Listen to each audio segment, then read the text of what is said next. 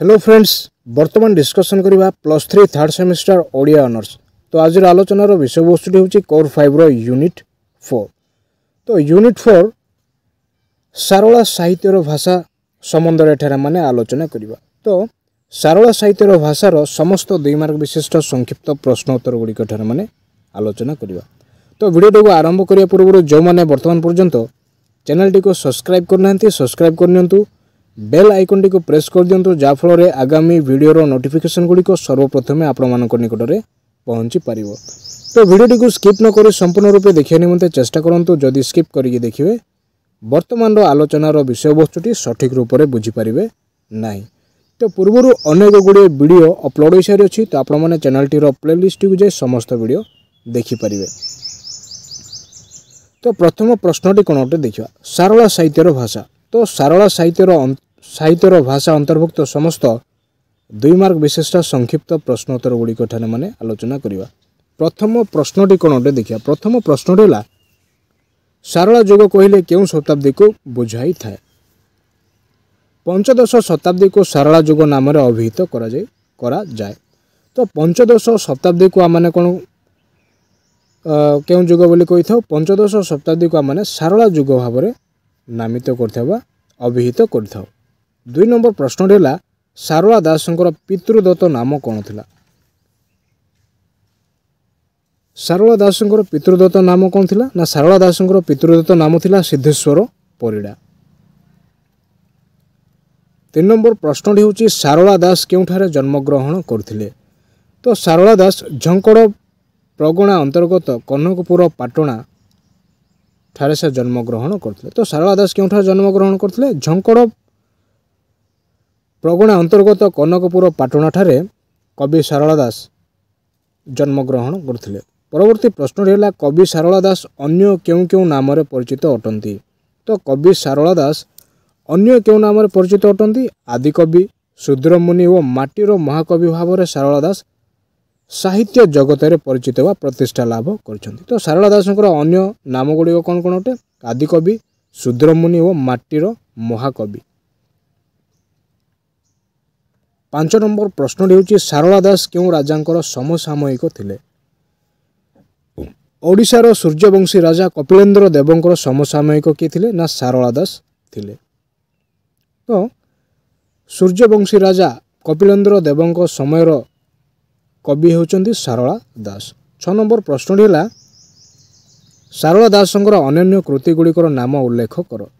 तो सारला दासंकर रचित अन्य कृति गुड़िक है महाभारत, चंडीपुराण, बिलंका रामायण, लक्ष्मी नारायण बचनिका इत्यादि। 7 नंबर प्रश्न है संस्कृत महाभारतर रचयिता किए। संस्कृत महाभारतर रचयिता होचंती व्यासदेव। तो व्यासदेव कौन कौन रचना करथिले, संस्कृत महाभारत से रचना करथिले। 8 नंबर प्रश्नटी कौन अटे, ओडिया महाभारतर रचयिता किए। आदिकवि सारला दास होचंती ओडिया महाभारतर रचयिता। तो यह होची मोस्ट इंपोर्टेंट क्वेश्चन अटे। तो ओडिया महाभारतर रचयिता किए अटंती, ओडिया महाभारतर रचयिता होचंती आदिकवि सारला दास। 9 नंबर प्रश्न होची कवि सारला दास कहा प्रसादरू कवित्व लाभ करथिले। बागदेवी सारला प्रसादरू कवि सारला दास कौन करथिले ना, कवित्व लाभ करथिले। तो बागदेवी सारला प्रसादरू कवि सारला दास कौन करथिले ना, कवित्वटी लाभ करथिले। 10 नंबर प्रश्न है सारला महाभारतर अध्याय गुड़िक कौन कह जाए। तो सारला महाभारतर अध्याय गुड़िक पर्व कह जाए। तो उत्तरटी हो पर्व। 11 नंबर प्रश्न है महाभारत सर्वमोट केतोटी पर्व रही अछि। तो महाभारत सर्वमोट 18 गोटी पर्व रही अछि। 12 नंबर प्रश्न होची सारला महाभारतर पर्व अनुक्रमिका उल्लेख कर। तो सारला महाभारत जो पर्व गुड़िक रही से पर्व गुड़िक बर्तमान मान एठारे आलोचना करिया। प्रथम रहा आदि पर्व, मध्य पर्व, सभा पर्व, वन पर्व, विराट पर्व, उज्जग पर्व, भीष्म पर्व, द्रोण पर्व, कर्ण पर्व, शल्य पर्व, गदा पर्व, काईशिका पर्व, नारी पर्व, शांति पर्व, आश्रमिक पर्व, अश्वमेध पर्व, मुसली पर्व एवं स्वर्गारोहण पर्व। यही भाव में सारला महाभारत विभिन्न प्रकार पर्व गुड़िक रही अछि। 13 नंबर प्रश्न है मूल महाभारतर आदि पर्व को क्यों दुई पर्व विभक्त करा जाय अछि। तो मूल महाभारतर आदि पर्व को आदि पर्व और मध्य पर्व रे कौन करा जाय ना विभक्त करा जाय अछि। 14 नंबर प्रश्न होछि महाभारत क्यों छंद नियम रे रचित। महाभारत डांडी वृत्त रे रचित अटे। तो महाभारत डांडी वृत्त छंदर नियम रे कौन करा जाय अछि ना रचित करा जाय अछि। 15 नंबर प्रश्न कौन अटे डांडी वृत्तर प्रधान लक्षण कौन। डांडी वृत्तर प्रधान लक्षण होछि अक्षरर असमानता डांडी वृत्तर प्रधान लक्षण अटे। 16 नंबर प्रश्न है महाभारत शब्द नहीं दुईटी प्रवाद उल्लेख कर। तो महाभारत शब्द नहीं दुईटी प्रवाद है प्रथम रहा जहाँ नहीं भारते ताहा नहीं भारते, द्वितीय रहा झिमिटी खेलरू महाभारत। 17 नंबर प्रश्न कौन गोटे देखा सारलांकर लेखनी निःसृत अमृतमय रचना गुड़िक क्यों क्यों भाषार समावेश घटी। तो प्रश्न एठार मन कौन देखुचे ना सारलांकर लेखनी निःसृत अमृतमय रचना गुड़िक क्यों क्यों भाषार समावेश घटी। तो तत्सम तद्भव और देशज शब्द अपूर्व समन्वय सारलांकर रचन परिदृष्ट होता है। क्यों क्यों शब्द तत्सम तद्भव एवं देशज। 18 नंबर प्रश्न रहा सारलांकर महाभारत रे क्यों नुआ पर्वर वर्णना मिले। तो सारलांक महाभारत रे दृष्टिगोचर होता नुआ पर्वटी है गदा पर्व मध्य पर्व और काईशिका पर्व आदि तीनोटी नुआ पर्व सारलांकर महाभारत रे देखा मिलता है। कवि सारलांकर चंडीपुराण क्यों ग्रंथर अवलंबन रचित। दुर्गा सप्तशती व श्रीमद देवी भागवत आदि दुई ग्रंथर अवलंबन रे चंडीपुराण रचित। तो चंडीपुराण क्यों ग्रंथर अवलंबन रचना करा जाय अछि ना दुर्गा सप्तशती व श्रीमद देवी भागवत आदि दुई ग्रंथर अवलंबन रे चंडीपुराणर रचना करा जाय अछि। 20 नंबर प्रश्न है चंडीपुराणर प्रधान विषय कौन। चंडीपुराणर प्रधान विषय है शाक्त धर्म बा शक्ति उपासना।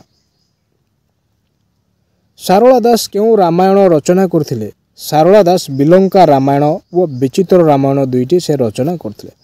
तो यह हूँ मोस्ट इंपोर्टेंट जहाँकि परीक्षा आसबार संभावना रही है। प्रश्नटी कौन आसो सारला दासंकर कृति द्वय आलोचना कर। तो आपने कौन लिखे बिलंका रामायण और विचित्र रामायण। 22 नंबर प्रश्न है सारला महाभारतर श्रोता व वक्ता नाम उल्लेख कर। सारला महाभारतर वक्ता अगस्त्य मुनि व श्रोता वैवस्वत मनु अटंती। तो प्रश्न मैंने एठार कौन देखले ना सारला महाभारतर श्रोता व वक्ता नाम उल्लेख कर। सारला महाभारतर वक्ता होचंती अगस्त्य मुनि व श्रोता होचंती वैवस्वत मनु। 23 नंबर प्रश्न है सारला महाभारत पूर्वर अन्य क्यों भाषार संस्कृत महाभारत रचित होता। सारला महाभारत पूर्वर अन्य क्यों भाषा संस्कृत महाभारत रचित होता कन्नड़ एवं तेलुगु भाषा। परवर्ती प्रश्न है चंडीपुराण अन्य नाम कौन थिला एथिरे क्यों उपासना लिखित। चंडीपुराण देवी भागवत नाम रे चंडीपुराणर अन्य नाम कौन थिला। चंडीपुराणर अन्य नाम थिला देवी भागवत। एथिरे शक्ति उपासनार महत्व वर्णित। तो यही एथिरे कहार उपासना करा जाय शक्तिर उपासनाटी करा जाय थाए। 25 नंबर प्रश्न होची सारला साहित्य रे क्यों क्यों धर्मर सूचना मिली थाए। सारला साहित्य रे बौद्ध जैन नाथ शैव शाक्त वैष्णव गणपत्य व सौर आदि अनेक धर्मर सूचना सारला साहित्य रे देखा मिली थाए। परवर्ती प्रश्न है लक्ष्मी नारायण वचनिका क्यों वृत्त रचित। तो लक्ष्मी नारायण वचनिका डांडी वृत्त रचित अटे। 27 नंबर प्रश्न है बिलंका रामायणर कथावस्तु क्यों संगृहित। बिलंका रामायणर कथावस्तु गुड़िक मूल संस्कृत रामायण ग्रंथ अद्भुत रामायण संगृहित होइछि। 28 नंबर प्रश्न है क्यों पदरे कवि तांको रचनार क्रम को स्वीकार करिसंती। तो क्यों पदरे कवि तांकर रचनार क्रम को कौन कर स्वीकार कर। प्रथमे रामायण द्वितीयते भागवत तृतीयते लेखनम मु कलई भागवत। एथिरो आमने कविंकर रचनार क्रमश्च को देखा पाई था। 29 नंबर प्रश्न होची लक्ष्मी नारायण वचनिका केतोटी पृष्ठा रही। तो लक्ष्मी नारायण वचनिकार केतोटी पृष्ठा रही? लक्ष्मी नारायण वचनिकार मोट मात्र 9 गोटी पृष्ठा रही। 30 नंबर प्रश्न होची सारला महाभारतर प्रधान व्यतिक्रम कौन? सारला महाभारतर प्रधान व्यतिक्रम होची संस्कृत महाभारत जो 18 अध्याय विशिष्ट भागवत गीता जो हिंदू धर्म दर्शनर निर्यास्य रही ताहा सारला महाभारत नहीं। तो सारला महाभारतर प्रधान व्यतिक्रमटी कौन अटे? संस्कृत महाभारत जो 18 अध्याय विशिष्ट भागवत गीता रही जो हिंदू धर्म दर्शनर निर्यास रही ताहा सारला महाभारत देखा मिले नहीं।